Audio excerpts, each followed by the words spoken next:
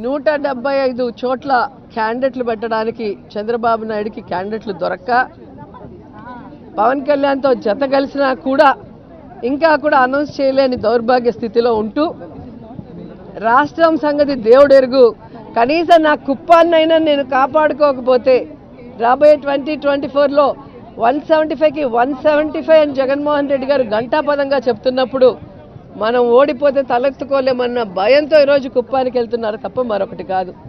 ఈరోజు కుప్పంలో దాదాపుగా 40 సంవత్సరాలు పైగా ఎమ్మెల్యేగా చేశారు, 3 సార్లు ముఖ్యమంత్రిగా చేసి కూడా ఆ కుప్పంలో ఏ కుటుంబానికి సంక్షేమం అభివృద్ధి అందించారో ఒకసారి చెప్పాలి చంద్రబాబు నాయుడు.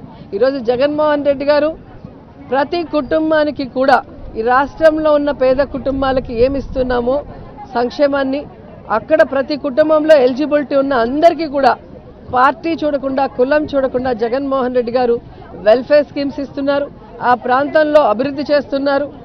ఆర్డీఓ సర్కిల్ తీసుకొచ్చారు, మున్సిపాలిటీ చేశారు, ఇప్పుడు తాగే నీళ్లు కూడా తీసుకొస్తున్నారు. ఇది చాలా ఇంపార్టెంట్ ఇష్యూ. 3 సార్లు ముఖ్యమంత్రిగా ఉన్న చంద్రబాబు నాయుడు తనకి ఓట్లేసి ముఖ్యమంత్రి అయ్యేందుకు అవకాశం ఇచ్చిన ఆ కుప్పానికి తాగే నీళ్లు కూడా ఇవ్వని ఒక దౌర్భాగ్యమైన పొలిటిక్స్.